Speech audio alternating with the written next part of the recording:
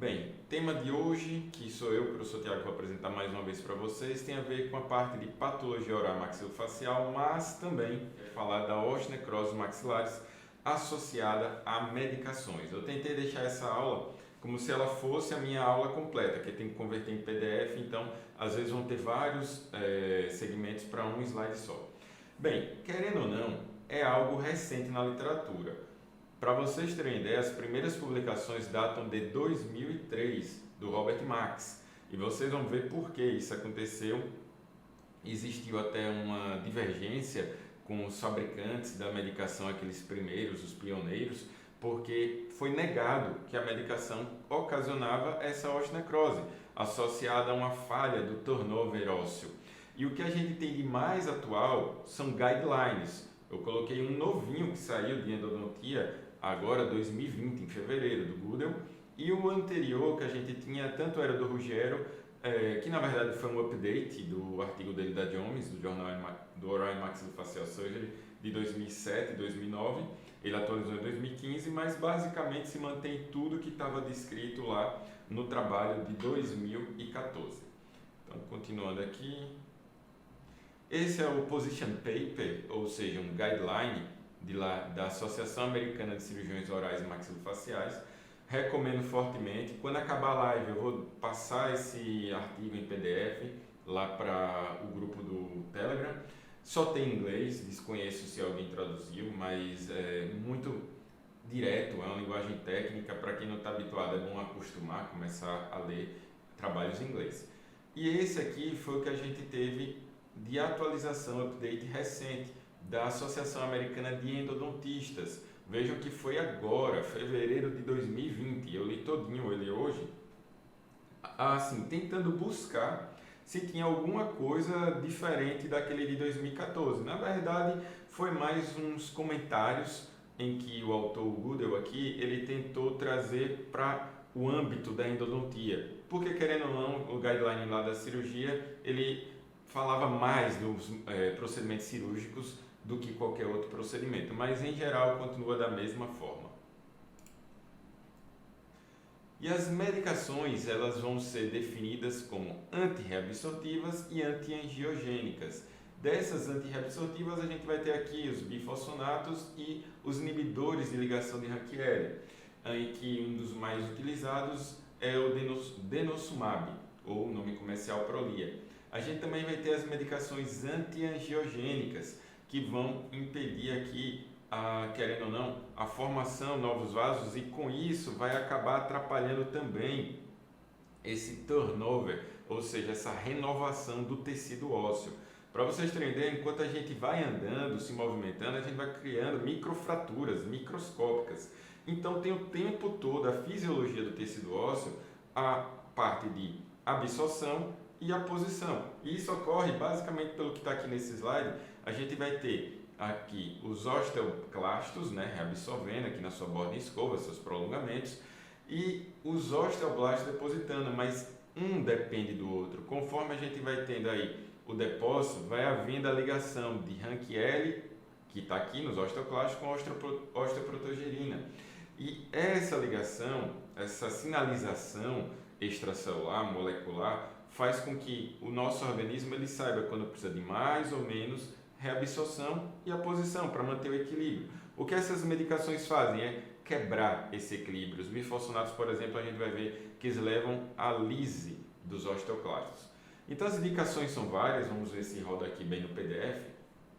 Osteoporose, algumas patologias como mieloma múltiplo, doença de Page, que é uma doença fibroóssea, hipercalcemia maligna, tratamento de câncer de próstata, mama e evitar metástases ósseas, também osteogenese imperfeita em crianças. Tudo isso está relacionado ao uso dos bifosfonatos.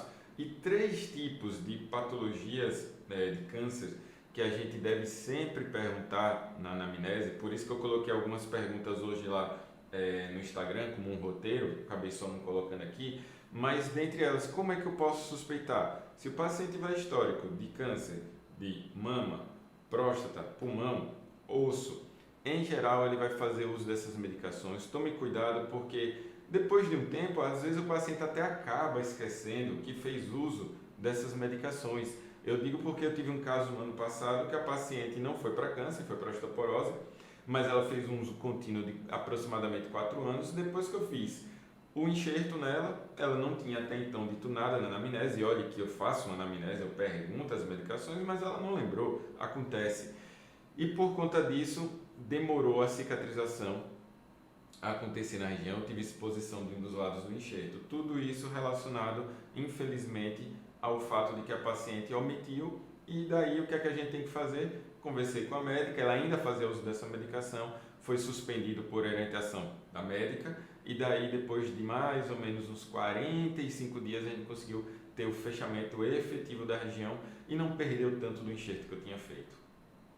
Mecanismo de ação que a gente tem, a gente vai ter aqui a inibição dos osteoclastos, que nem eu falei, isso vai impedir essa comunicação, essa modulação celular com os osteoblastos, e por conta disso a gente vai ter essa parada da renovação do tecido ósseo, e isso vai fazer com que o osso ele fique mais suscetível a alguns problemas, dentre eles a osteonecrose.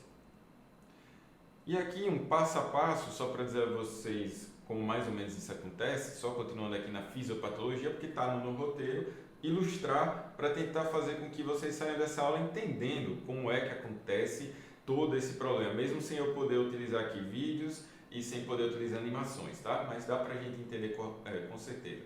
São células que vão ter aí por mais ou menos uma vida útil de 2 semanas, vão reabsorver aqui a matriz mineral e ao reabsorver vão liberar proteínas do tecido ósseo, fatores de crescimento que vão levar à osteodiferenciação de células que duram um pouco, mais ou menos aí 3 semanas, que são as células osteoprogenitoras. A gente também tem as células mesenquimais, são essas células, na verdade, aqui, que vão poder se diferenciar em osteoblastos e mais à frente em osteócitos. Então, esse ciclo aqui vai permitindo a neoformação óssea, e se a gente tiver algum comprometimento nos osteoclastos, isso não vai acontecer.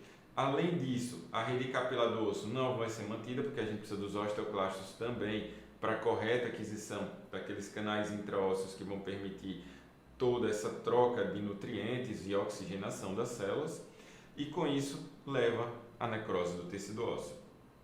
Esse passo a passo aqui é só para ilustrar para vocês que isso tudo vai tornar a formação óssea mais deficiente, a renovação não vai acontecer, e o paciente, por isso, nos locais que precisa de maior renovação, e aí tem tudo a ver com os principais locais que acontece a osteonecrose, que são na mandíbula e na região da cabeça do fêmur, em que a gente vai ter regiões que são as mais acometidas, uma vez que a gente está sempre em movimento e a gente não deixa de estar falando, de estar se alimentando.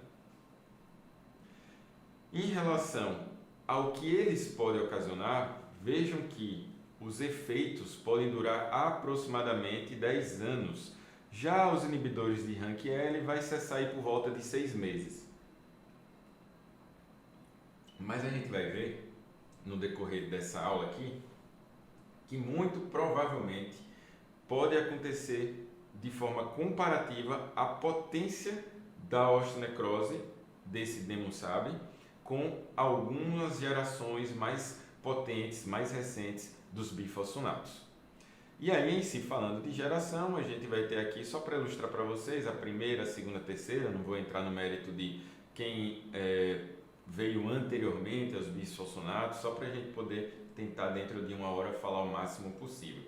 E o que eu gostaria de chamar a atenção é o que a gente vai ver da potência da terceira geração em relação à primeira. E quando é potência para o seu mecanismo de ação e, por conseguinte, também para os efeitos adversos envolvidos a esses fármacos.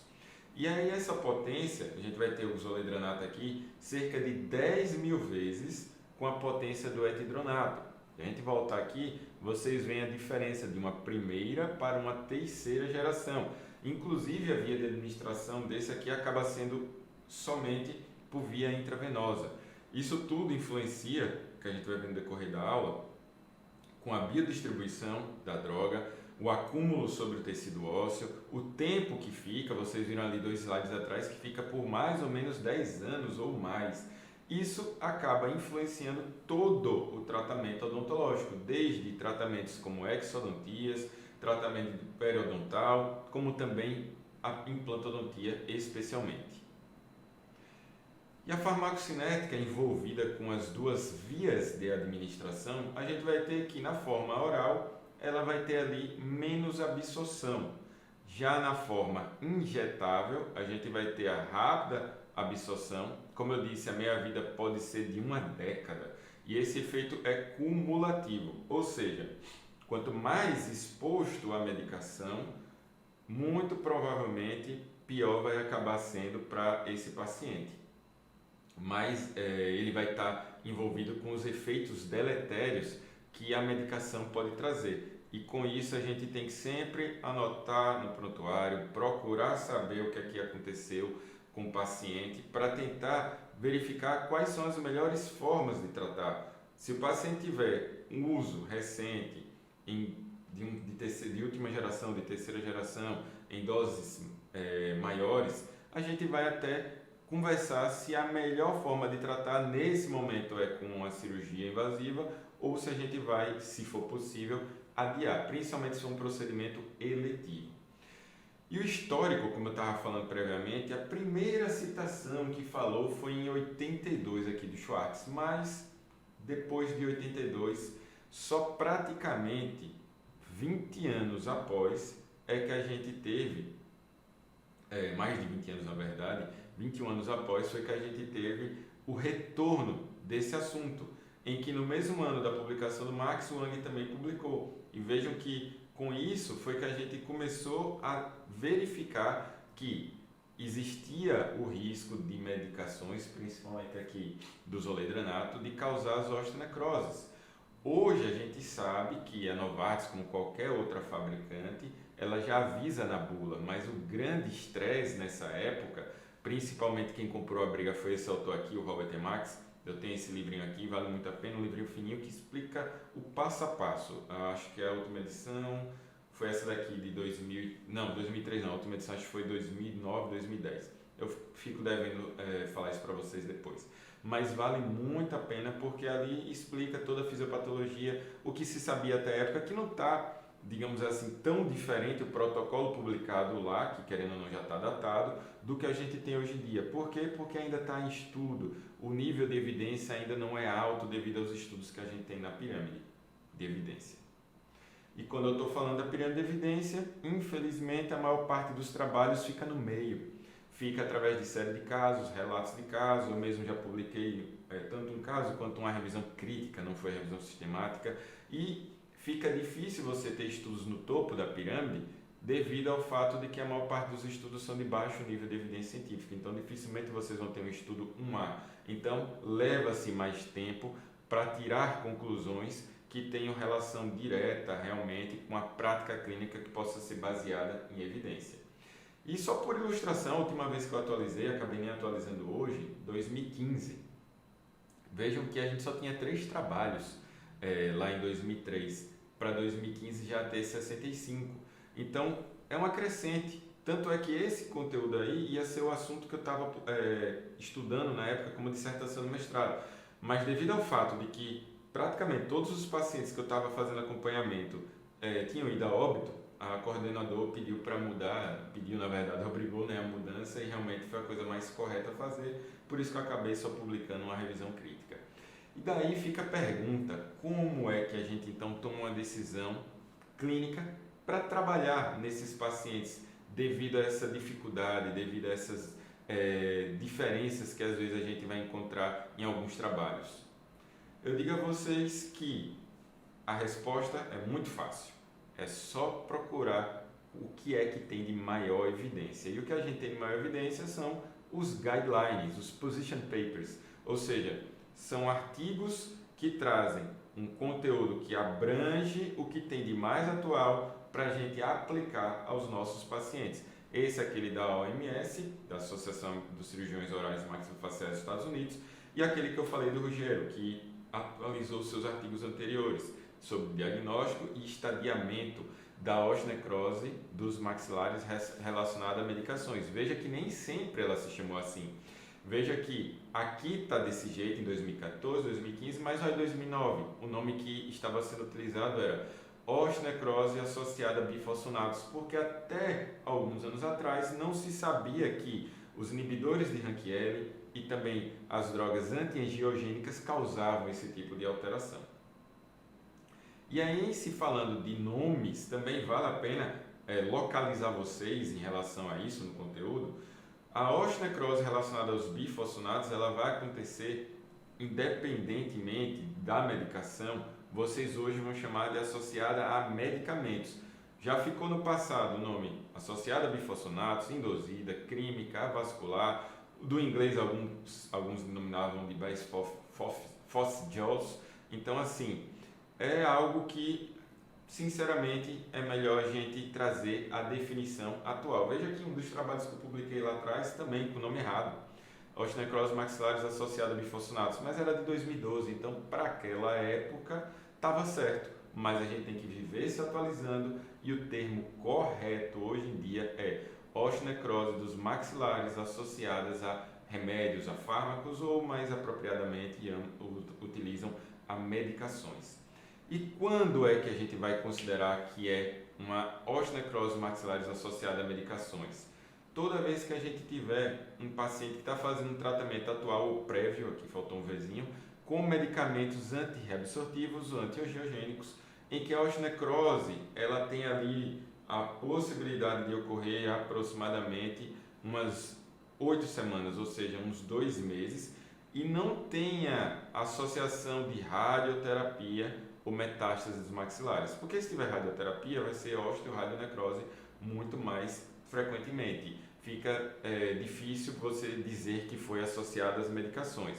E até os tratamentos ainda são divergentes. Apesar de a gente ter o uso da oxigenoterapia hiperbárica como uma das opções, não é a opção principal, como a gente tem aí em bastante uso há muitos anos, preconizada para a osteoradionecrose.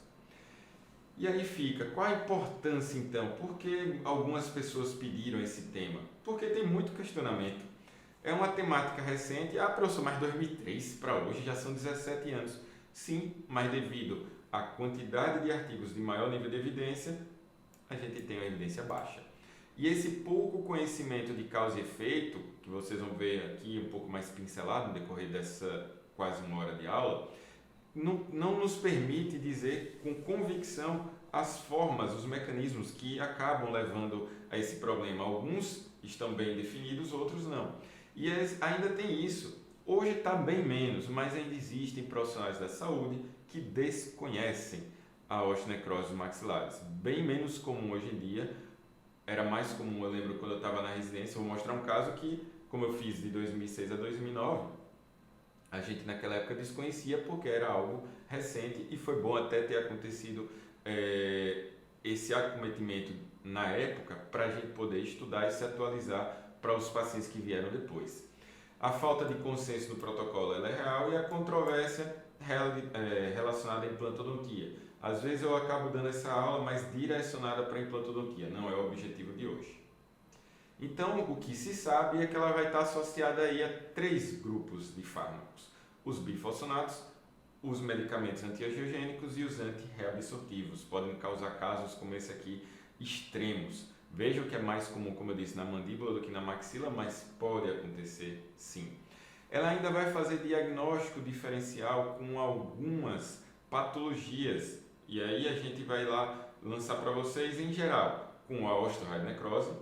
Como eu disse, diagnóstico diferencial é procurar saber o histórico do paciente, osteomielite e osteopetrose. Porque a osteonecrose maxilares, ela vai ter vários estágios. E durante esses estágios, ela pode estar ali aparentando mais para uma osteopetrose, aquele osso como se fosse um mármore, uma maior radiopacidade difusa. Às vezes vai ter áreas que lembram a osteonecrose, a osteomielite supurativa, às vezes a osteomielite crônica com áreas de sequestro ósseo. Então, ela pode estar muito parecida do ponto de vista radiográfico e tomográfico com qualquer uma dessas 3. Para quem vai fazer prova de residência, anota, porque vão ser 3 das mais citadas. Aqui um caso, como eu disse a vocês, da época em que a gente acabou não tendo certeza do que era, hoje a gente sabe bem, na verdade, logo em seguida, estudando, aprofundando, isso é um caso de 2008, então vejam que naquela época tinha 5 anos aproximadamente, a depender do mês que aconteceu, que já estava publicado e começou-se o estudo mais aprofundado da osteonecrose, em que na época esse senhor tinha um histórico de câncer de próstata, uso de bifosfonatos injetáveis, até porque ele teve recidiva. Então vejam que essa necrose ela só foi piorando. Ela começou logo aqui na distal desse dente e ela foi piorando a cada debridamento, manipulação, formou esse trajeto fistuloso que drenava e a qualidade de vida dele não existia, porque foi bem difícil tratar, infelizmente indo a óbito no decorrer do tratamento. Fatores de risco a gente vai ter das osteonecroses maxilares, tipos de cânceres que a gente já viu vão ter relação direta, até pela medicação que vai fazer uso, a via de administração e a duração. O que eu vou trazer no decorrer da aula são vários insights e no finalzinho a gente deixa tudo amarrado para vocês entenderem o que fazer, quando fazer, o que é que tem de atual pelos guidelines. Tratamento odontológico prévio, principalmente se for invasivo e o paciente fez depois uso da medicação intravenosa e por um tempo aí mais prolongado, pacientes que têm uma condição de saúde bucal ruim, pacientes com histórico ali de infecção, exemplo, abscessos, pericoralite associada à infecção, paciente usuário de fumo e álcool, no caso aqui, claro, aqueles que fazem uso em demasia, pacientes com obesidade, osteoporose, até porque também faz uso desses fármacos, diabéticos não controlado e pacientes que fazem uso de corticoide de forma crônica, exemplo, pacientes que tiveram aí histórico de algum transplante de órgão, como também pacientes com doenças autoimunes.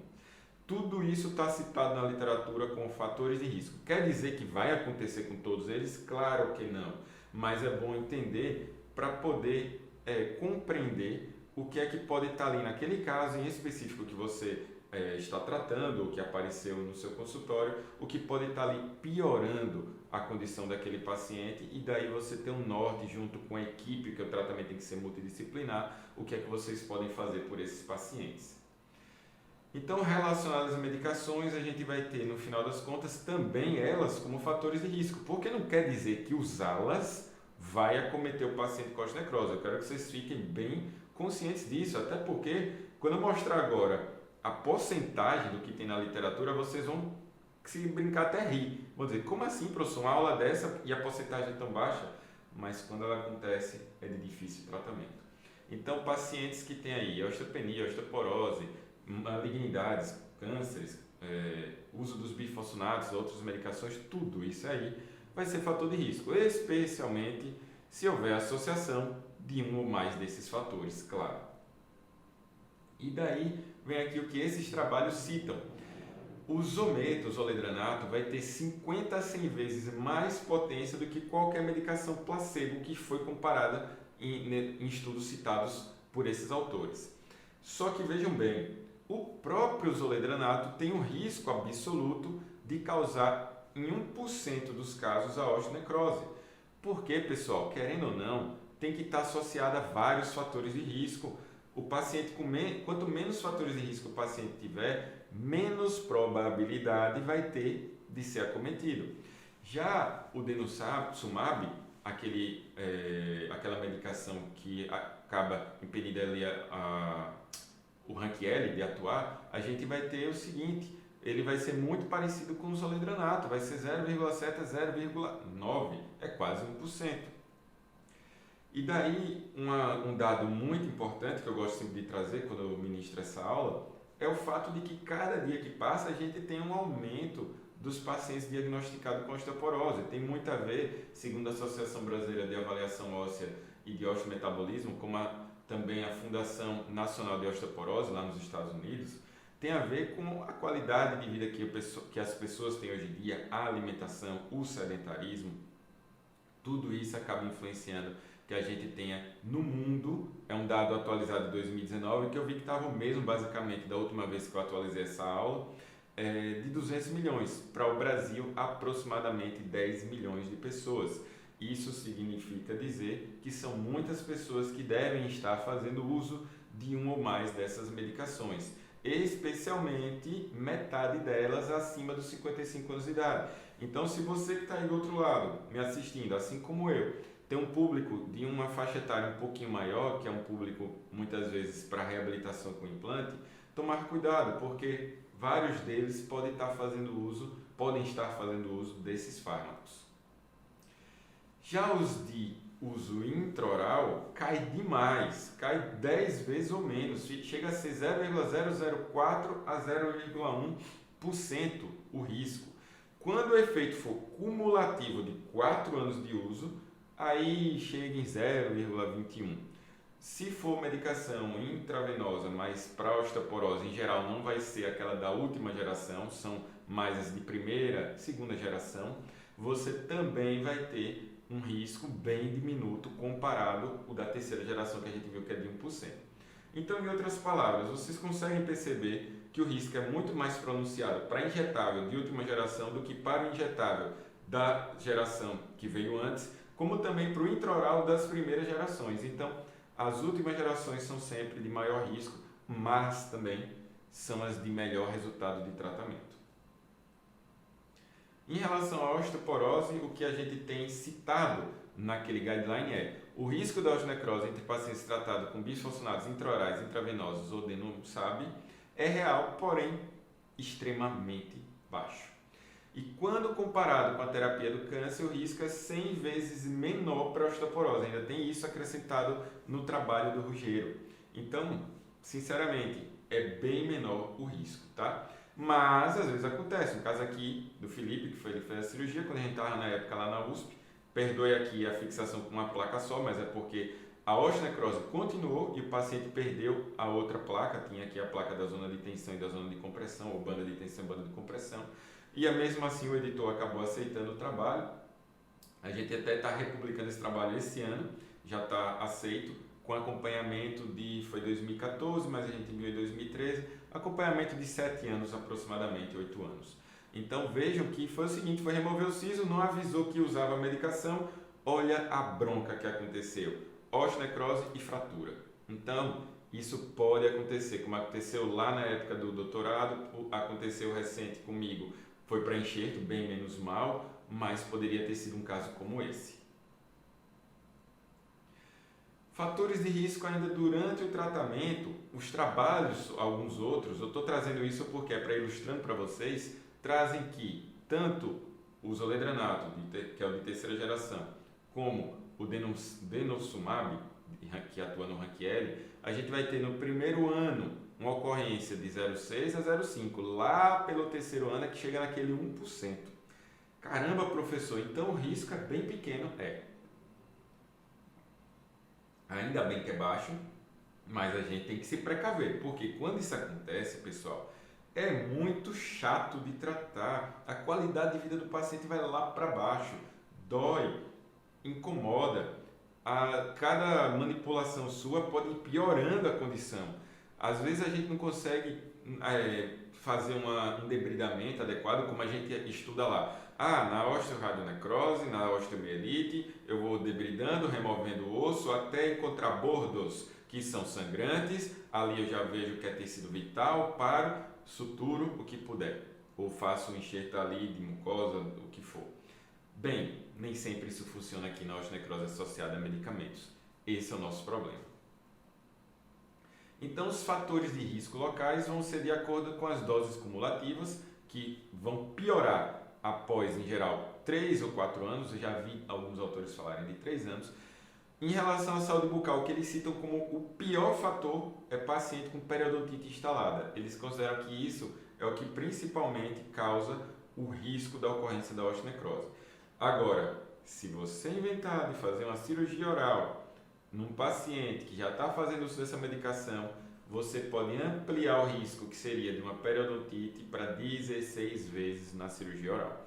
Então, no final das contas, realmente, nós cirurgiões dentistas, a gente tem que se precaver, fazer uma anamnese adequada. Hoje um acadêmico me perguntou lá no direct, professor, dentista faz orçamento ou ele faz consulta? E eu até achei engraçada a pergunta, que querendo ou não é um pouco inocente pelo tempo que a pessoa está, que ainda vai aprender isso, claro, ainda está na graduação normal, mas entendo o seguinte, a pergunta vem do fato de que muitos profissionais não fazem anamnese. Só chega lá o paciente, preenche aquele pseudo prontuário, que não é prontuário, aquela fichinha que é para anotar o orçamento, né, com um odontograma meia boca. Então, no final das contas, isso leva em risco a vida, a saúde desses pacientes que precisariam realmente de uma anamnese apurada. E o que a gente tem ainda no trabalho da OMS é o seguinte, vejam que o risco dela pela duração do uso da via oral, do bifosfonato por via oral, só depois de 4 anos, de 3 para 4 anos na verdade, é que ele vai subindo. Só que aqui ele atinge meio que um platô, tá? Eles não colocam aqui, mas a gente vê isso na descrição do texto e em outros trabalhos também. Então, o risco de desenvolver a osteonecrose na instalação de implantes e procedimentos endodônticos e periodontal ainda vai continuar de certa forma incerto. Pode acontecer? Pode, mas dizer que eu preenchi o meu prontuário, vi os fatores de risco, caramba, não vou fazer implante nesse paciente não, porque a chance de acontecer é real. Ótimo que você está se precavendo e protegendo seu paciente, só que não quer dizer que vai acontecer. É isso que eu quero que vocês compreendam. O tempo ainda dirá para a gente ter aí algoritmos de diagnóstico que possa associar com um plano de tratamento mais pontual, mais assertivo. E no final das contas, o que nos importa mesmo é prevenir, sempre, prevenção. Então, fazer a avaliação odontológica correta, remover todos os focos de infecção e fatores traumáticos que tem ali na boca do paciente antes de fazer uso, se possível, dessas medicações, como é lá preconizado na osteoradionecrose. Rígido controle de higiene oral, principalmente lá no durante, consultas frequentes, esclarecer ao paciente os fatores de risco envolvido, porque às vezes o paciente vai dizer que nada, doutor, não vai acontecer comigo não tem como o senhor ou a senhora fazer, então a gente tem que tomar esse cuidado. Monitorar também o tecido ósseo através dos níveis de CTX e a gente vai ver já esse exame. E aí fica a pergunta que eu fiz na sexta-feira para o anticoagulante antiagregante, que vocês viram que a gente, enquanto cirurgião dentista, não remove.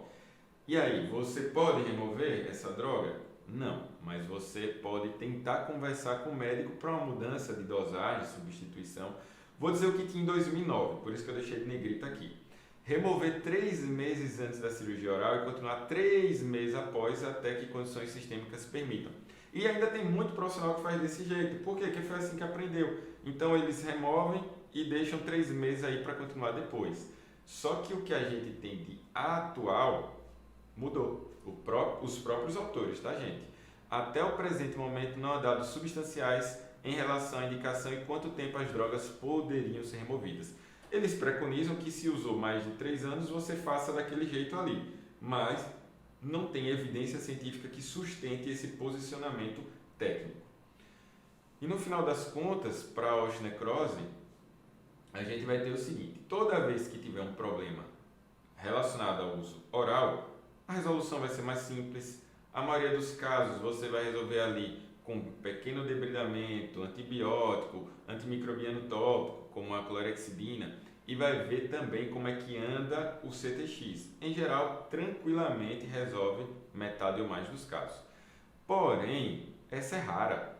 A mais comum é essa aqui, que é associada aos injetáveis. Então essa, infelizmente, é a mais problemática e a mais comum. É a que leva a maiores extensões de osteonecrose, de degeneração óssea, querendo ou não, maior perda dos tecidos moles, e quando vai perdendo tecido mole, mais difícil fica de tratar. Já coloquei aqui, né, difícil tratamento. E, infelizmente, vai acabar se acumulando rápido no osso essa medicação.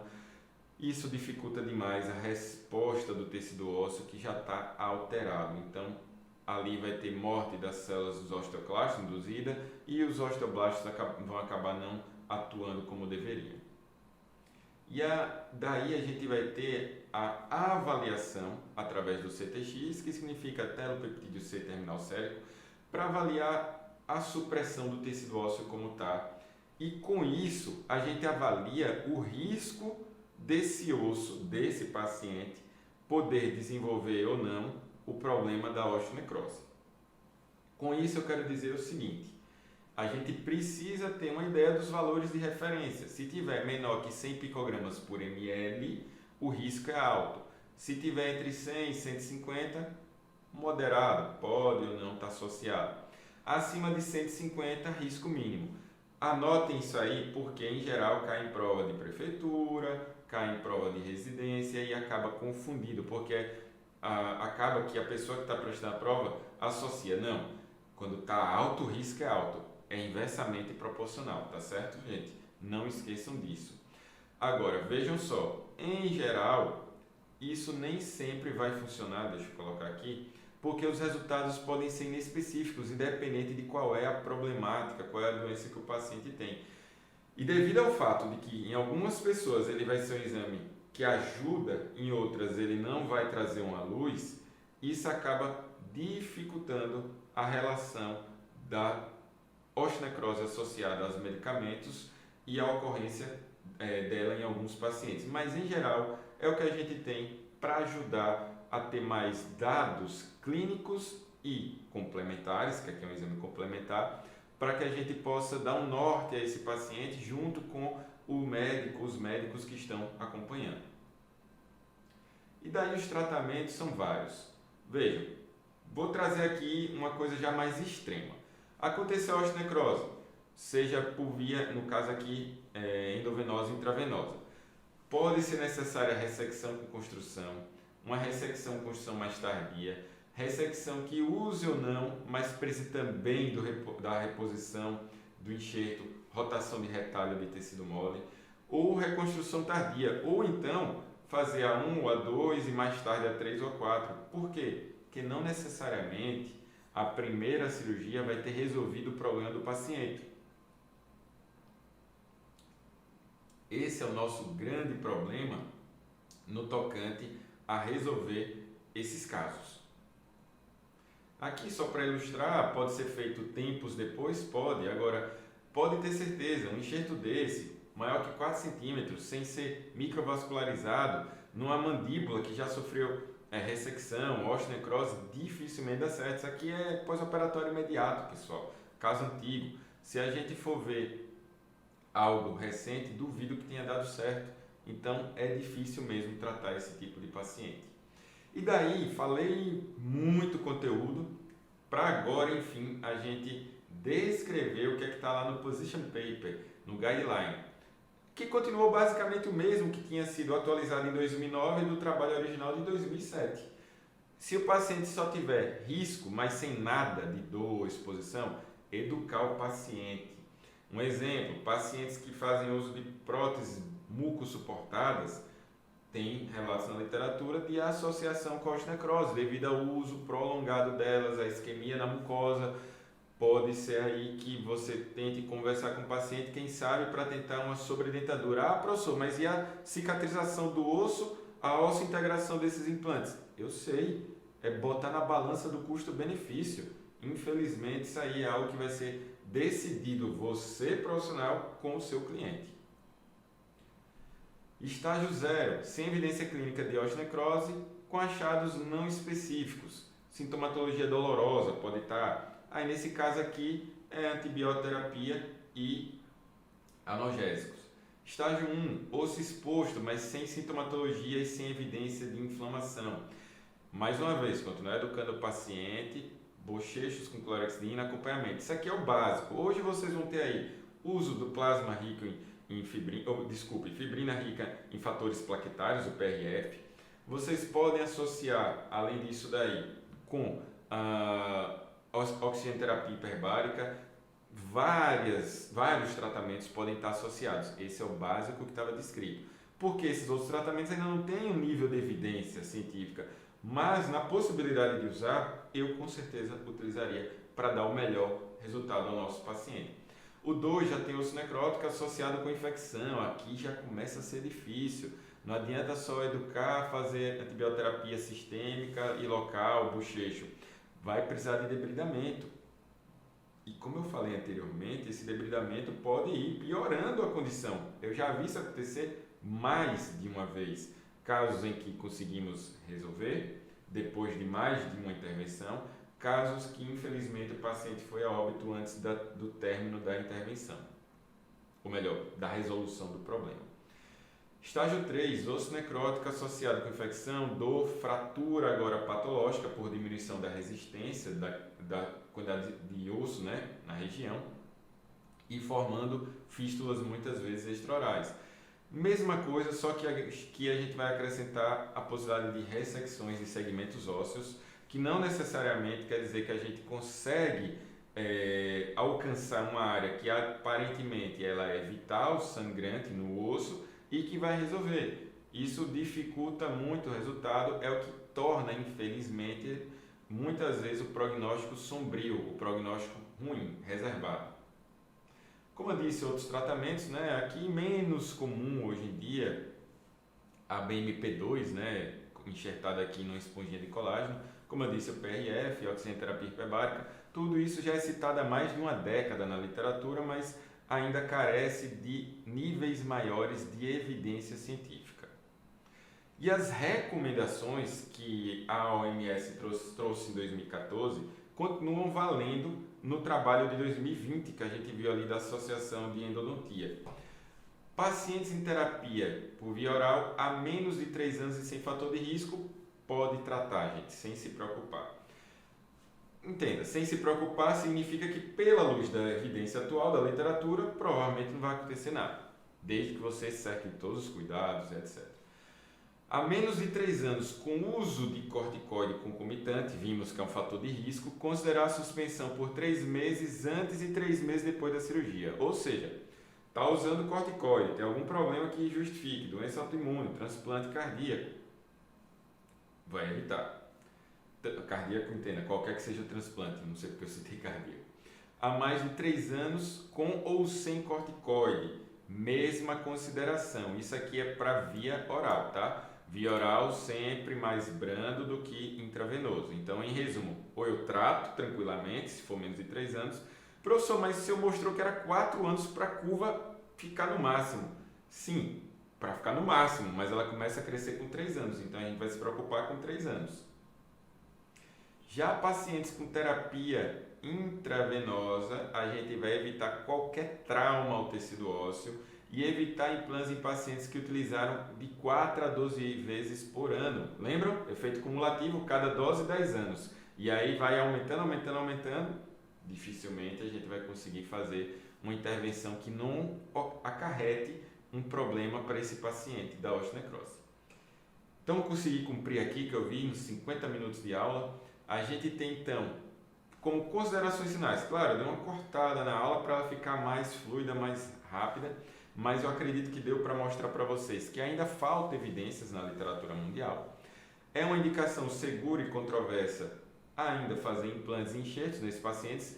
Quando eu dou aula de implantodontia, eu até falo trabalhos que usam os bifosfonatos, essas medicações, para diminuir a absorção de enxerto, para o enxerto ter uma utilização mais completa, dê mais resultado. Então vejo que até nesse ponto já se chegou há muito tempo. A maioria dos artigos são relatos de casos sérios de casos, hoje em dia é muito mais sério de casos e estudos multicêntricos. Guidelines contraditórios, que tem, querendo ou não, muito da experiência clínica pessoal de cada um.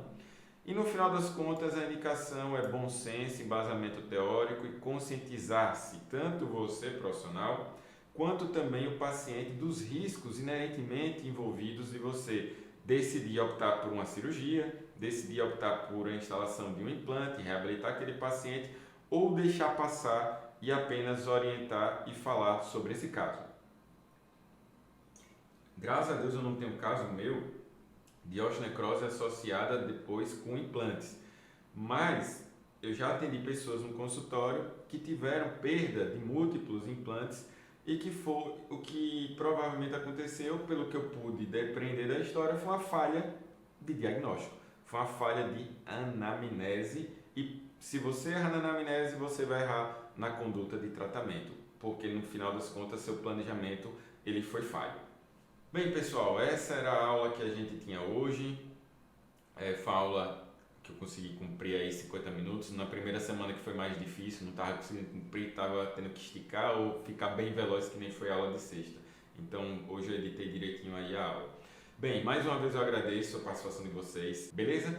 Então, desligando aqui, vou mandar o que eu prometia durante essa aula lá no grupo do Telegram e a gente se vê amanhã de novo no mesmo horário. Obrigadão, pessoal, boa noite, fiquem com Deus e até amanhã.